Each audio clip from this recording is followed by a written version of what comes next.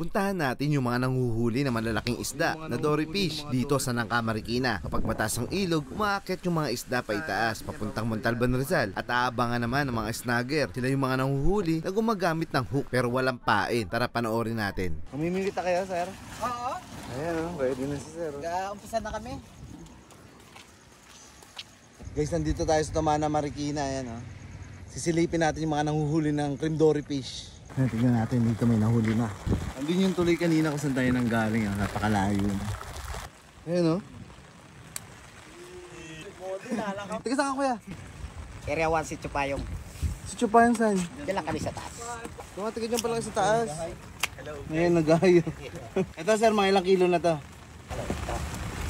Sa 10 yun. Nasa 10 kilo na to? Ito nasa 7 lang.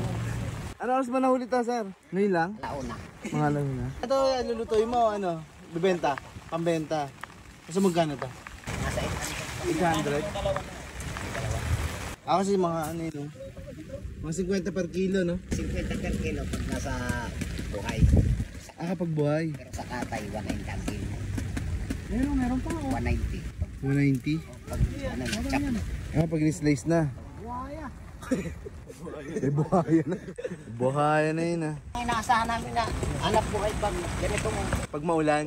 Tinitay niyo pala yung bagyo, ah. Buhay na buhay po.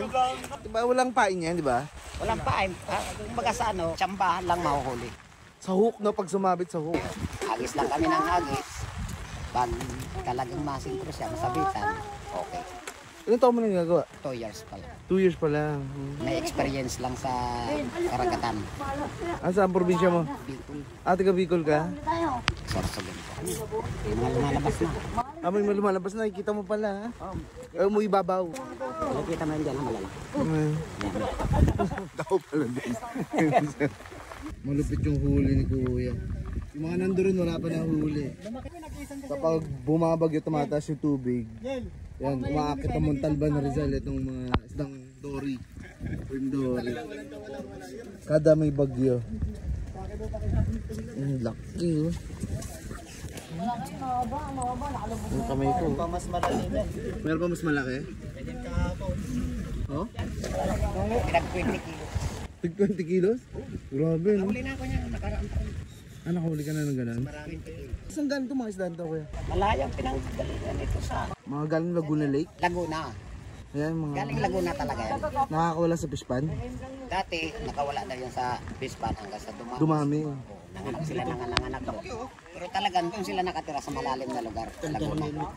Pag umuulan lang na ganitong buwan, baha, saka sila umaakyat dito sa amin. Yan naman din ay naabang-abangan namin. Ay, no? Ano nga, no? Parang mga dolphin. Oh, yan. Yan. Oh. Yung tumatalon? Oo nga.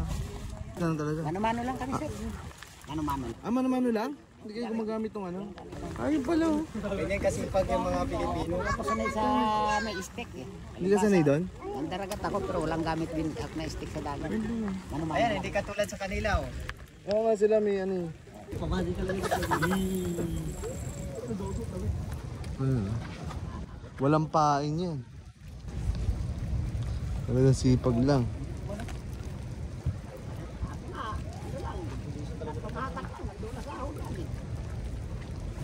Naghahabulan pa nga eh. Pati anong hook mo, sir? Ang laki ng hook din, sir, oh. Mayroon pang mas malaki dyan. Ganun mo, para mo. Pang mas malaki dyan, ayan, oh. Pang mga pangdagat na talaga, ano? Mga pating na, eh.